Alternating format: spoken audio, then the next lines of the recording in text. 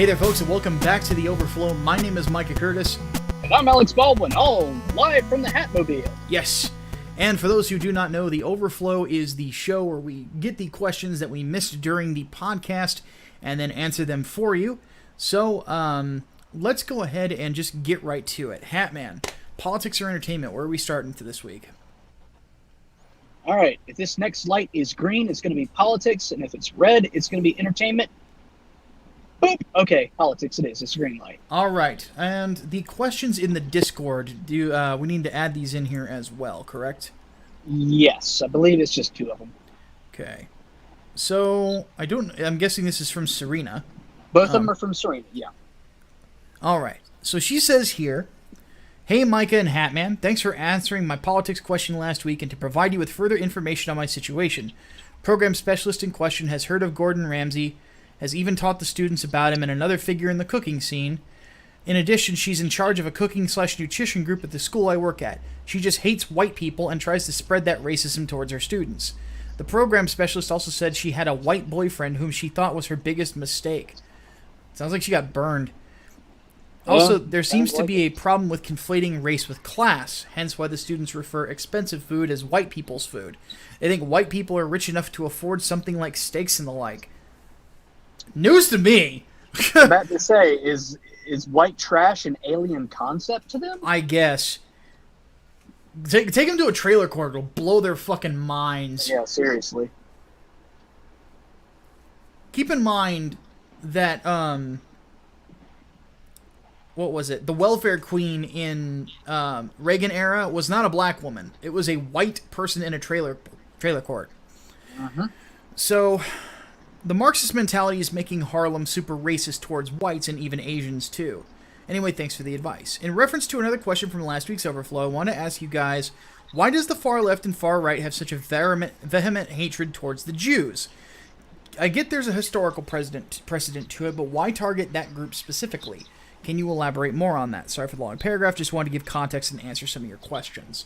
So, you're kind of seeing it in your own microcosm of the universe. So, one thing you will notice, and Serena, I got a book for you that you're really going to like, by Thomas Sowell. It's called Black Rednecks, White Liberals. It is an eye-opener, culturally speaking. And one thing he talks about in that book is the concept of the middleman minority. The idea that there are people in certain areas who are the minority in an area, and what they do is they tend to start businesses to make money off of the majority by finding the one thing that the majority really likes. And as such, they move their family from lower class to the next generation being probably upper class. Jews have done this for ages. And because they come across like social outliers in a certain sense, because they are different, they tend to get otherized by people who are jealous of them. Right. You know, notice that a lot of the stereotypes around Jews happens to be with money. Mm-hmm. Well, the reason for that, and the reason that many Jews are wealthy, is because of that exact reason, is they understand market. They understand how exactly to get into a market and how to make money off of it.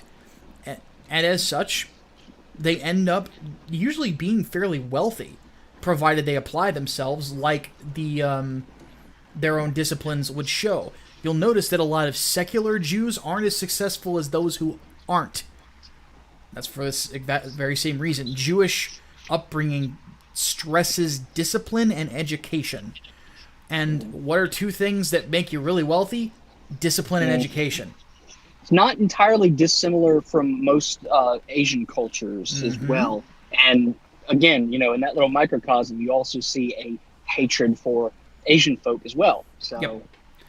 And by the way, one thing, and here's something to notice. This is something I noticed about Louis Farrakhan. This really woke me up when I first saw his house. I think I've mentioned before, I'm originally from a small Chicago suburb near Chicago Heights called Sauk Village.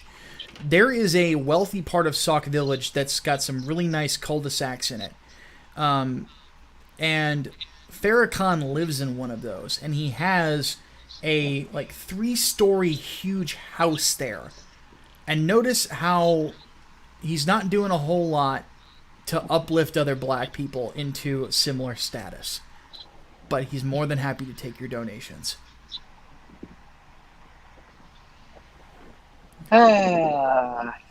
Sounds so familiar. Yes, and this is something that I've always found very, very weird about black folks and Hispanic folks, is that there is oftentimes... There's always a bigger community focus among those groups, which is a cool thing. Good Lord knows I love a Chicago barbecue. But... And Cinco de Mayo, man. Whew, mama. But, at the same time... They tend to put a little bit too much into these figures that they assume are going to lead them to the promised land, and the promised land never fucking comes. Yeah. You know? It's much better to simply love thy neighbor. So. Yeah, it's easier that way. Yes. Because at the end of the day, we're all human. That's all that matters. You're straight. All right. That was a really good question, though. So let's continue onward. Brian Gilmartin asks, since the regressive left seems perpetually stuck in the 1960s, would it be fair to say they're literally more conservative than actual conservatives? Because it seems to me that nothing of their worldview has changed since the 1960s. I don't know about that one. More rigid in their views, I would think. I think that conservatism has largely moved away from straight old Edmund Burke to both Burke and Locke at the same time. Yeah. Understanding that social orders can be a very good thing, but cultures have a tendency to just maintain themselves as history continues onward, provided that people understand what makes those cultures good, which we're sort of having a resurgence of understanding in. Yeah, it's order without tyranny. Exactly. And when it comes to the leftists, it's been all Marx all the time. And it just doesn't really vibe with people. You know, like what we saw today, I did the live stream on my channel, was the whole thing with Steven Crowder. Like, what that lispy queer... because this channel's not monetized, what that lispy queer tried to do straight out of the Marx handbook, or the Stalin handbook, is try to erase this person from history. Try to erase their very words from existence. Yeah. I mean, keep in mind, he was not satisfied with demonetizing it. He was not satisfied with YouTube just enforcing the rules as written, quote unquote. It's no, he needs to be eliminated. It gets worse. He started complaining about the socialism is for figs t-shirt. Mm-hmm. Now it's off Shopify. Yep.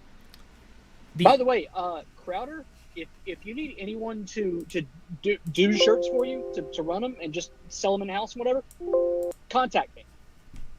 I know it's a long shot, but contact me. We'll do it. Business. We will do it, man. So yeah, they are stuck with that, and they think it is a utopian pursuit, and oftentimes when it comes to utopian pursuits is that people believe in this supposed heaven on earth so much that they are willing to do whatever they can to destroy anyone who does not believe in it. It is Marxist conquistadors. It's a cult. At its core, it's a cult. Non-believers must be eliminated, shunned. You do not interact with them, and everyone must learn of our peaceful ways by force. Yeah, exactly. The beatings will continue until morale improves. Yeah, pretty much. All right, Physics Hypernova asks, do we think that we should extend the Civil Rights Act to protect political speech, or would this be a bad idea? Well, no, we have the First Amendment. Yeah, it's unnecessary. Yeah. Koopa's Revenge Home asks, alternatively to us getting attacked, would it be possible that we recognize Mohammad Reza Pahlavi as... Oh, we've answered this question before. Yes. And yeah, that would be hilarious. Yes. Incel Mafioso asks, going to war with Iran could potentially drive the relations between the U.S. and Middle East further apart. Is there no other way? Well, no, it wouldn't, all of it. You have to keep in mind The Kuwaitis hate Iran. Yep. Saudis. The Saudis hate Iran. The Israel or the Jews hate Iran. Yeah. Well, not just the Israelites, I guess. Yes. The Israelis. Yes. But I went a little Old Testament there for a second. Just so a bit, no, yeah. not all of the Middle East, about half of it. So, because what is Iran is Sunni, right? I think so. I think Iran is Sunni and Iraq is Shia. But Yeah, Iraq is Shiite. Saudis are Shiites largely. So you look at that and you kind of start to realize it's like it's not really that. It really is the Sunnis versus the Shiites and the Israelis. Yeah, thanks Sykes-Picot for that shit. Yeah, and it's the it's one that I largely think that the Sunnis will lose eventually, because the Shiites are willing to let bygones be bygones these days with neighboring nations. I mean, we saw the revolt in Egypt against the Muslim Brotherhood. So, which, by the way, keep in mind, the Muslim Brotherhood, terrorist organization, had control of Egypt. And then when the people revolted against them, CNN constantly tried to stress that it was a democratically elected government, not completely leaving out the fact that the Muslim Brotherhood were the ones who got elected. Mm-hmm. That was my red pilling for news, was that shit. Because that was like the same year I got fired from Blistered Thumbs. The Blistered Thumbs, for those who don't know, is the catalyst for me becoming a vocal conservative. I had been a political conservative for a while, but I did not start getting vocal about it until later. Alright,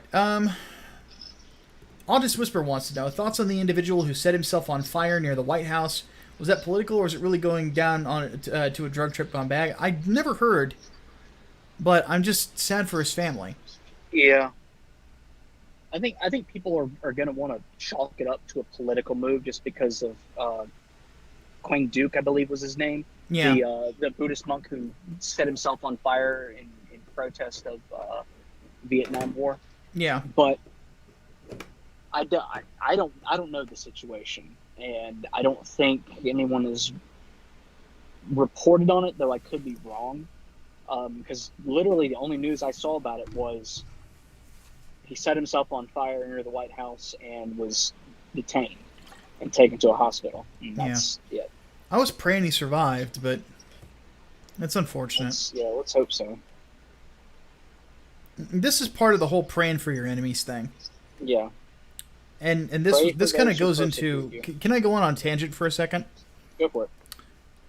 There's been this thing among conservatives where people are starting to call themselves wartime conservatives. A lot of it's with the human events staff. And look, I'm not like some people where they think that we're not in a fight. We are in a fight. We're not at actual physical war, guns blazing war. We are in a culture war. It's a war of ideas. And what these types of guys are doing is they're doing the exact same thing that they were griping that people like Ben Shapiro and David French were doing a year and a half ago, was punching right. Now they're punching right. It's like, well, I thought we had an enemy.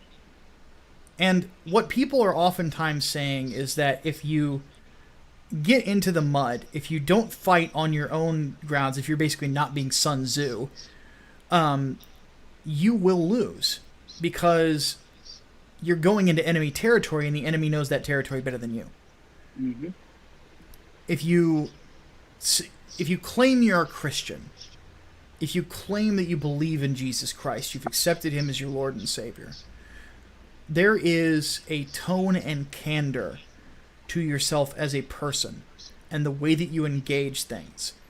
That's not saying don't fight. Jesus Christ did not say, that there isn't some situations where you're going to not be able to defend yourself.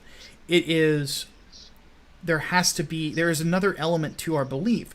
It's not just about believing in a higher power. It's believing that that higher power loves all of humanity. There's a difference between the fight and then what happens afterwards. Mm-hmm. If you, the one thing I've always loved about mixed martial arts is oftentimes you'll see fighters after they win by knockout, they go check on the other guy. Mm-hmm. That's what I'm talking about. That's what I'm asking people to do. I have no issue with when you are in a fight winning the fight. But this isn't a war of death and life. This is a war of conversion. And we want people to come to our side and start to understand why we defend life, why we defend liberty, why we defend property rights and things like that, and why these things are important.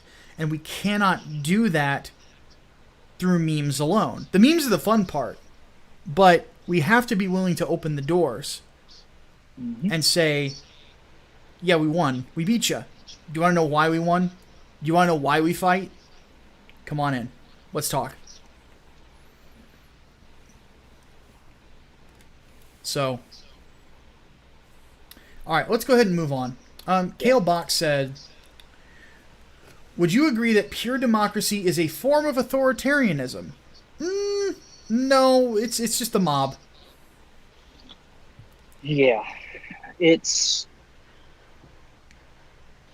the thing about it is people are always going to try to find a way to push their goals, to twist whatever system you have into an authoritarian one, whether it be through manipulation of the masses and democracy to straight up, single-handed tyranny.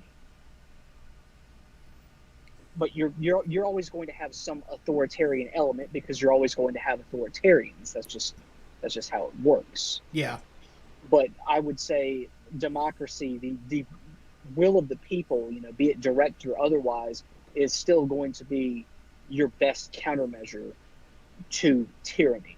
As long as you can keep the one man who seeks to rule with absolute power, absolutely, as long as you can keep him away, it don't matter.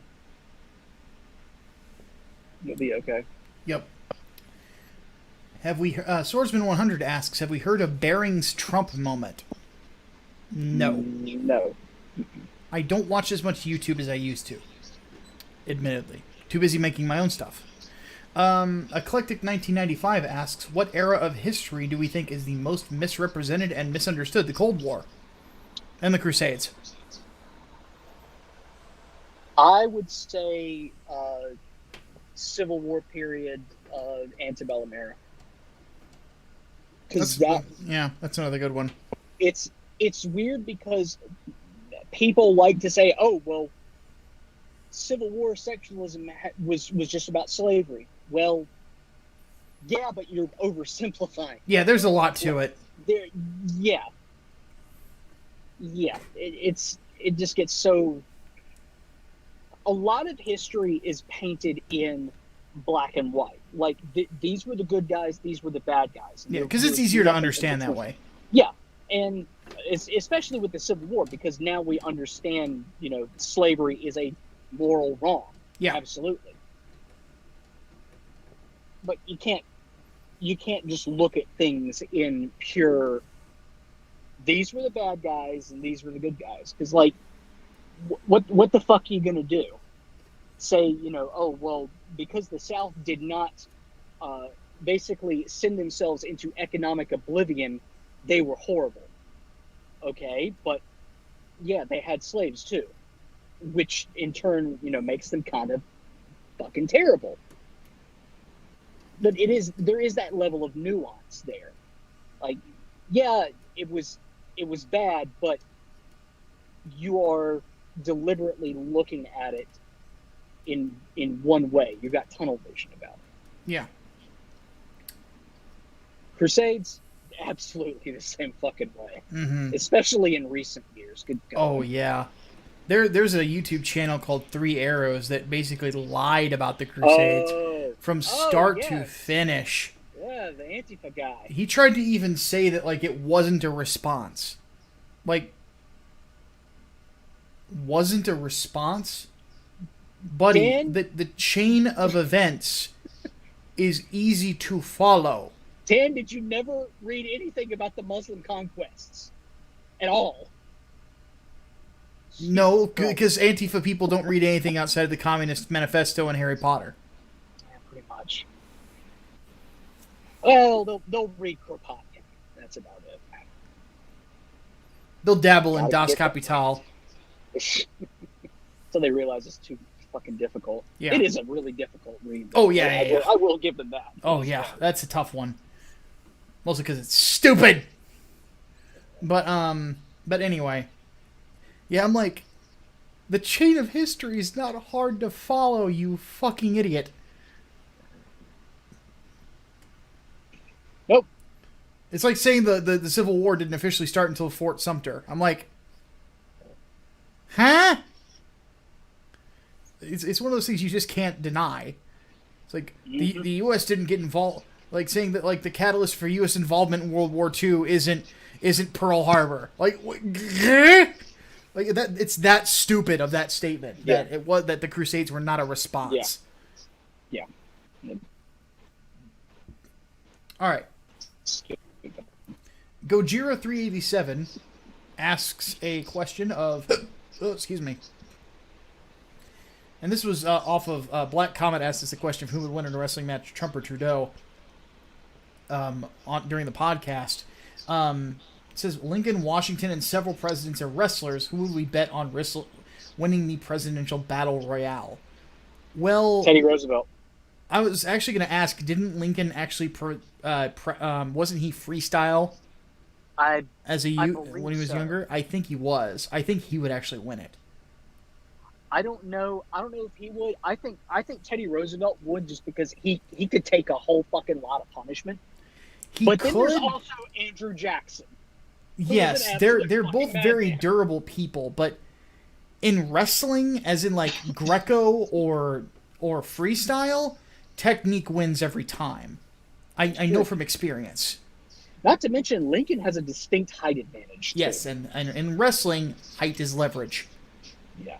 That was what made me good at it, was I'm tall, but I also have really long arms. You know, you can grab people in a double leg much easier if your arms are longer. If you got these stubby little arms, you're fucked. Yep. You got to be fast. So yeah, my money would be on Lincoln. I would pay to watch it. Oh yeah, that'd be fun. I'll say that. I would pay to watch it. And Botanic Valkyrie asks a question that I'm really looking forward to answering. Why do we think nobody advocates for the fisting of the twisted adoption laws instead of abortion? I know many people who want children but can't have them. Oh, so this one gets personal with me. So, personal story. My mom, I love my mom. My mom, we didn't think for the longest time could have children. She had several miscarriages, and then her and my dad decided to adopt. Because mom really wanted a baby, dad really wanted a son, and they started the process of looking around, and they started going through the normal legal processes, and the agency showed up in, I want to say it was like June of 1985. Two guys come to the front door, no baby. The legal process got screwed up. They didn't have a child. 6 months later, they hear about, I think it was like a distant relative of their families. Very distant. I'm like 16th cousin or something. If I remember right. I could be wrong about that. To my grandfather. And it was because they had another family that had completely agreed to me being adopted that I ended up getting adopted. You know, it was kind of a miracle that I am here right now. You know, that I was raised by my mom and dad. And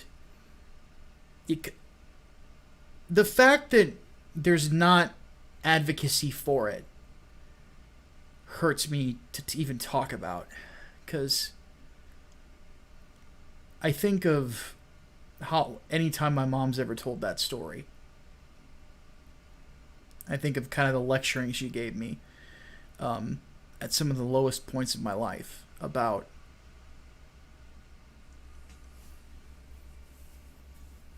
that sort of thing. And it's just, I think of people going through similar stuff, because oftentimes you got to keep in mind, couples try and they try and they try, and it just doesn't happen. I know it. I've got them in my family. And they just...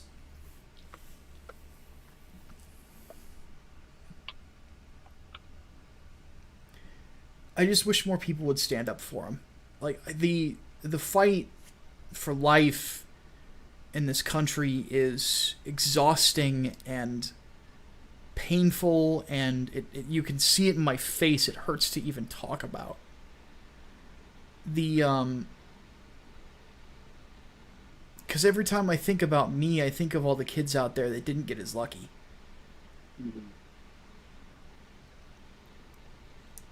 Because there's also a cultural stigma against it. Like, every time I tell people that I'm adopted, they look at me weird. It's like, why is that weird? Like there's something unnatural about it. And this is something that I would tell... I know women who are barren, who know that they're barren. And they're like, I'm never going to be a mom. It's like, yes, you can. You can absolutely be a mom. Because it's not that process that makes you a real mother. It's the heart. This makes mothers. This makes fathers. The love, the dedication, the being there, the raising, the teaching of values.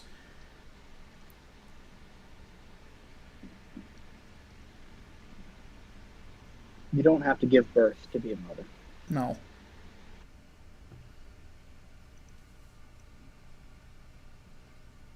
Me being adopted is a big part of who I am as a person.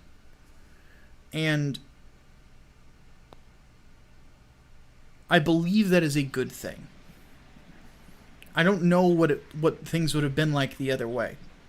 Because there are other possibilities that are nightmarish. Some that end up with me dead in the womb. Because my birth mother could have maybe even chosen Planned Parenthood instead of carrying me to term. I'll never meet her. Probably ever. If I do, I will thank her for choosing life. Because I have had a hard life. I continue to have a hard life. But I wouldn't give up. I wouldn't give this fight that I've had for 33 years against seemingly everything sometimes for anything. Because I think now more than ever, I really understand what it means to be alive. And I'm thankful that I am.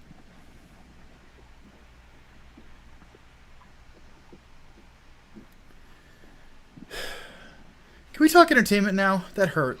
Yeah, let's talk entertainment. Yeah. Politics sucks. That it does. Guys, can I ask you all a favor? Like, for you, the audience, I'm going to play to you for a second. When the Politics Sucks shirt come out, please buy one. I'm not going to beg for you to buy any t-shirt except for that one. Because I would really like to see people wear a shirt that says that this thing that is dividing our country is bullshit and we need to start building bridges instead of burning them down. Let's just all sit down and play fucking Dark Souls. Praise the sun. I just wanted to play video games. Dude, I actually said that in... That is like the mantra of my existence now. That's all I wanted to do. All I wanted to do was play video games. It's been a recurring theme ever since Gamergate. It's like, we just wanted to play video games. Like, That's stop all I was dragging us doing. into your culture war. We just wanted to play games. Yeah, like 2011, 2012, I was happy. I was happy. I was the editor. I was an editor at Blistered Thumbs. People loved my reviews. People loved the videos I was doing. I was having the time of my life. Life was good. My day job was good. I had a good apartment. I had a cute girlfriend. It was good.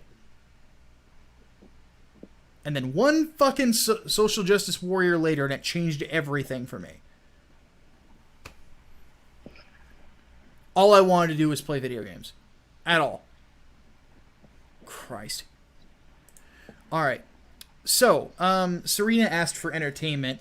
Wanted to know if you hear a YouTube channel called The Fourth Snake. I think you guys would like him since he's a Mortal Kombat fan that focuses on the writing aspect of the series. Which, let's be honest, isn't the series' strong suit. Preaching to the choir. No. But I checked out a few of his videos. He's really interesting. By the way, he rewrites certain plot points and characters in his recent installments that weren't given proper justice in the games. Here's a link to the recent episode of his Wasted Potential series, or Wasted Plot Potential series about Frost. He seems to have a strong understanding of character consistency in writing, which I find helpful as a writer, and that is a good thing to have. I actually saw somebody on the Mortal Kombat forums on Reddit, the Mortal Kombat subreddit, actually say that they didn't like Jax's character arc in 11 because it makes no fucking sense. You know, he in his arcade ending. Okay, like I'm perfectly fine with Jax marching through time and ending bad things. It's a very American thing to do. What I don't understand is why he made Wakanda.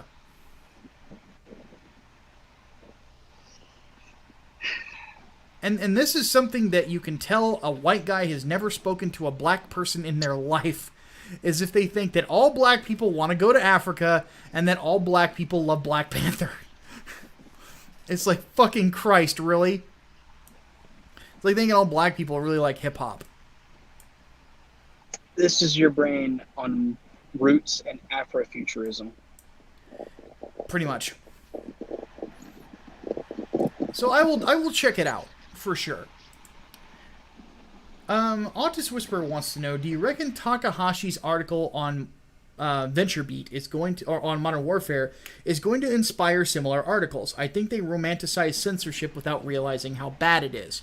Yes. I agree with that second part. I don't know if it's going to become well, I think it already is a trend. They did something similar with Doom, with like one writer trying to say that the guy who said you should be able to talk to the demons was ahead of his time. Yeah, that was a long fucking time ago. That was when Doom came out. But no, I think it's a matter of time, because I'm convinced at this point that the reason why everyone lost their collective shit, at least in the gaming press, in the gaming industry, lost their collective shit at Jack Thompson was because he was a conservative Christian. Yeah. He was coming at the industry from those family values sorts of things. And that's why they hated it so fucking much, because those sorts of things really defined the 90s. Yeah. They hated that. Now it's okay to hate violence in video games and think it contributes poorly to the development of children, and it's bad for the psyche and whatnot, because now that's a view that the left is adopting.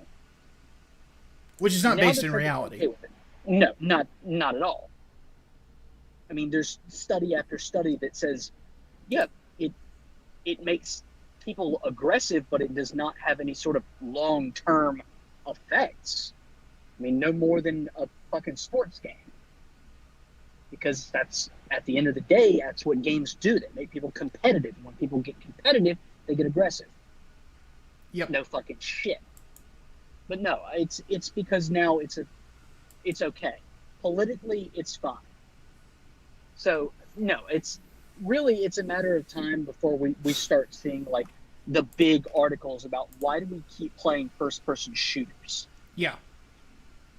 It's a matter of time. Agree completely. Eclectic wants to... Oh, go ahead. Because they blow up that indie scene. The Yeah. indie games are trying to get as far away from violence as possible, it seems, and why the fuck not?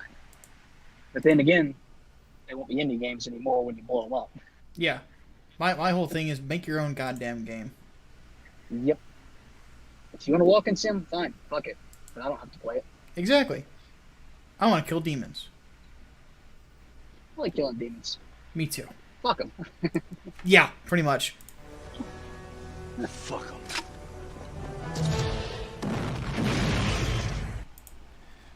Somebody suggested to me that I should remake Fuck 'em in the Doom engine because it has a way to do that. That would be fun, but I don't have the ability. So if somebody wants to do that at some point, or through Gmod or something like that, let me know and show me the video, and I'll use it. Yeah, I think because that'll keep us from like future copyright strikes. Yeah. Because we do get copyright notices anytime we use the fuck 'em button, but it's like you can't demonetize us. These videos aren't monetized. Yeah. So it's. Oh my god! I will never forget the fucking Alex Jones' Doom guy. yeah, but what you do is you basically have Doom guy, and then you have another Doom guy that's a different color that is wearing Hatman's hat. And then you have the other Doom guy that's supposed to be me, Fire the BFG. just do Doom guy and Master Chief. Why the fuck not? Yeah, but you gotta have the hat on. No, why not? I mean, it'd look awkward anyway, so just toss him on there. Eclectic 1995 wants to know, why do we think the C.S. Lewis space trilogy didn't become as popular as his Narnia series? Didn't someone else ask us if we actually read the If we've read them. I've read Out of the Silent Planet. I have not. I've not read any of it. Out of the Silent Planet's a good book. I don't know. I never really understood why it never really got into it. I mean, I never read the other two. Because it's like Pellalandra, I think. Yeah, Pellalandra and That Hideous Strength, I think were what it's called. And I don't even remember what happens. I don't know. I'm wondering it because it was written so much later. Well, I was going to say, I wonder if because it wasn't high fantasy. That could be it too. Around that time, that's what you had, Narnia, Lord of the Rings. Yeah. Maybe it was just a bit ahead of its time, because when were they published? Like, 40s? Late 30s, early 40s. It was during World War II. Mm. Yeah, so that might also be part of the reason. Yeah, that's still, kind of ahead of its time, because sci-fi really didn't take off until the 1950s. Yeah, exactly. I mean, even, like, Ray Bradbury didn't take off until after that, I believe. Oh, actually, wait, no. Chronicles of Narnia was later. So, wait. Yeah, looking at it, the 50s were kind of where he started to make his fame as a writer. Oh. As a fiction writer. So that would be why, is he hadn't hit his stride yet. I thought Narnia was earlier than that. No, so did I. I could have swore the space trilogy was later. Oh. No, I was wrong. Well, my timeline's all fucked up then. Well, I don't fucking know then. Yeah, but yeah, my assumption would just be that it was just later earlier in his career. He was less known, so that'd be my thought. It's sort of the same reason as to like some things just don't strike the iron the same way. It's like you ask people if they know what Lord of the Rings is. Absolutely. Have you heard of the Silmarillion? The what? So, Inso Mafioso wants to know thoughts on Stephen King's comments regarding Donald Trump and Chernobyl, as well as Craig Mazin agreeing with King. Yeah. Stick to writing books. Yeah, shut the fuck up. Stick to writing books. That's what you're good at. Yeah, Jesus Christ, people. Stay in your lane. Alright, Nox the Last wants to know, I have a project about pop culture and social issues post-wartime. I picked X-Men since it dealt with racial prejudice. What issues are good that I can pick out from them? Mutant Massacre, And well, actually, no. The big one. Just read this one. God Loves, Man Kills. Yep. Quintessential X-Men story. Yep. Brian Gilmartin wants to know, what are our thoughts on the difference between in reception for Godzilla, King of the Monsters, between critics and customers? Did you see that meme I posted on Twitter? Which one? The Mothra one. All I saw was, what the fuck, I love Mothra now. Yes, that's what I called the video. But, let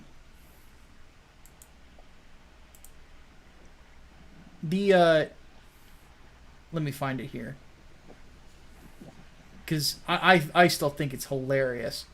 There's a review that says, there's Godzilla rebranded here as a good guy. Somebody's clearly never watched a Godzilla movie before. And then there's Mothra, who is a giant, disgusting moth. And it's two images of Mothra photoshopped as to holding guns. I don't know why, but it's just Mothra with a giant fucking Glock. Sounds awesome. Oh, God. But that's my general thought, too. Mothra was kind of cool. You know, I dug Mothra. I've always liked Mothra. I'm glad people finally are appreciating her now. She was apparently... I did not know this. First off, I did not know that Mothra had fans. I thought people were generally apathetic towards Mothra. It's like, yeah, Mothra's a monster, she's there. That always seemed to me like that was kind of the thing. Like with kaiju, you're talking like the big... Everybody talks about Godzilla. Everybody talks about King Kong. Everybody talks about Ghidorah. Everybody talks about Mega Godzilla. And, oh, God, what's his name? The turtle. Gamera. Gamera. And I think I said Rodan, but I'll say it again. Rodan. And like stuff like that. I don't really hear Mothra mentioned that often. That's weird, because most people I know would recognize Mothra before they would recognize Ghidorah. What? I'm very surprised by that. Seriously, yeah. I wonder if it's literally just because of the naming convention that is Moth with an RA attached to the end of it. If that's the reason why. No, maybe it's because I like all the kaiju fans I were around were super macho dudes. Mm-hmm. Let's be honest, it was all black dudes in college that I used to watch kaiju movies with. So it's like they didn't really find Mothra that interesting. But from what I read, is that Mothra is more popular with a female demographic. I'm like, oh, well, that makes sense. She's the queen of the monsters. And she is meant to be the caring one, the protective one, a woman, basically. Better feminist hero than fucking Captain Marvel. That's hilarious. Who's a better feminist hero? Captain Marvel, an actual superhero, or, on the other hand, a goddamn moth? The moth wins! What the hell? Oh, we do live in clown world, it seems. And it's hilarious. But no, I'm not surprised by it. Ever saw was... Say it again, partner. I was about to say, that was one of the first kaiju movies I ever saw, too, was Godzilla versus Mothra? Godzilla versus Mothra and Batra. I don't remember what the actual title of it was, but that, yeah. That was one of the that's just Godzilla versus Mothra. That's one of the later ones, I guess. Well, because I'm pretty sure Batra gets introduced at the end of that film. Because that's what they fight. Because they fight each other early on, then they fight something else later. Well, the Batra larva is in it. That's right. Batra is a larva for it. I mean, Mothra's a larva too at the beginning, but the Batra larva is in there too. But no, that's maybe that's why I have such an appreciation for Mothra, because that was one of my first. Mechagodzilla 2 for that matter. And that's another one that people will recognize, if only for naming convention. Mm-hmm. But I like Mothra. Fuck the haters. Yeah. Fuck the haters. Mothra is a better role model for women than in Captain Marvel. But in all seriousness, though, I'm not surprised by it. I keep in mind almost all of the big critics are dumb hippies or hipsters. Like they don't get it. They don't get kaiju. They don't understand the primal part of big fucking monsters hitting each other. Some guys just like to watch a fight. Some guys like to watch a fight between big fucking lizards. I am one of these people. Because the human stuff in the movie is dumb. But all it's meant to do is to steer everyone towards the plot. And the coolest shot, and I won't spoil it too much for you, Hatman, but all I can say is Godzilla plus America.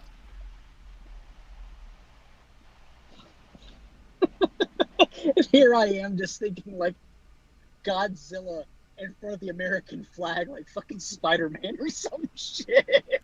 Not quite.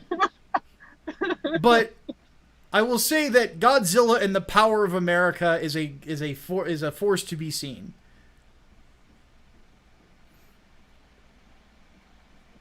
Though if that scene had started with Godzilla marching into Guile's theme, I would have been like, yes!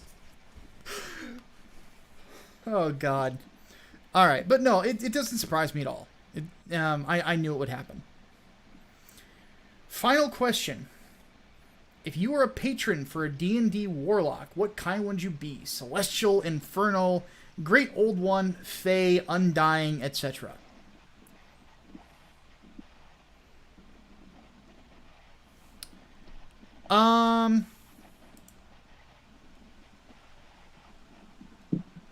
Simeon.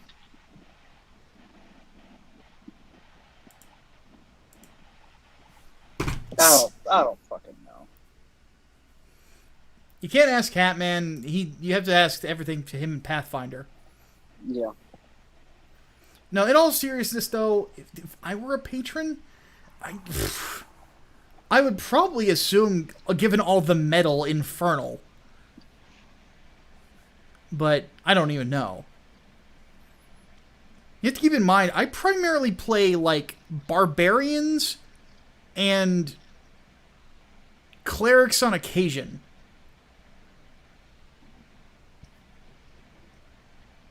My character, like, the one I love the most, is a half-orc barbarian named Blarg. And the reason he's named that, it was the last noise his mother made when she gave birth to him. So that's what they named him. Oh, good God.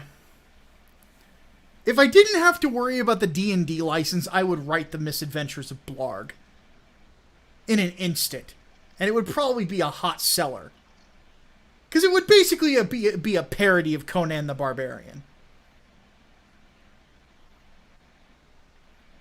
Like, there would be a Thulsa Doom style character. And I would spend all of this time developing this character and all these intricacies to his philosophy, all for it to end with him getting kicked in the balls and then hit in the face with an axe. Why? Because the guy stole Blarg's mead.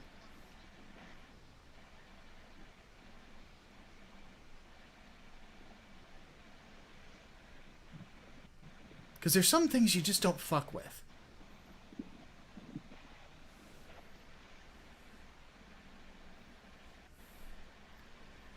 We're gonna have to figure that out. I'm so, of all the stories that I tell about like stuff that I've written or done in or want to do in fiction, between Project Lazarus and 3 Nights 4 Days and Inglewood, the one thing people seem to want to know the most about is fucking Blarg.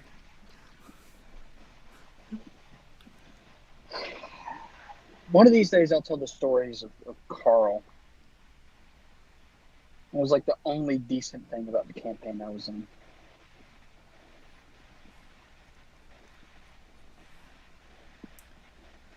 Well, We are out of questions.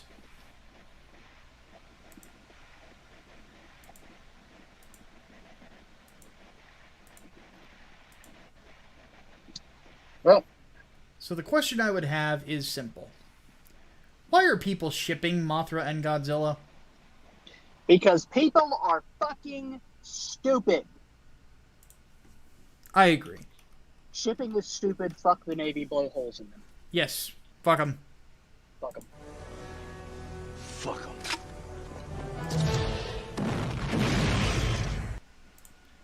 Well, we are going to go ahead and take off. If you have not already, if you're watching this for the first time, please don't hesitate to subscribe and hit the notification button, because Lord knows subscriptions only work so far these days.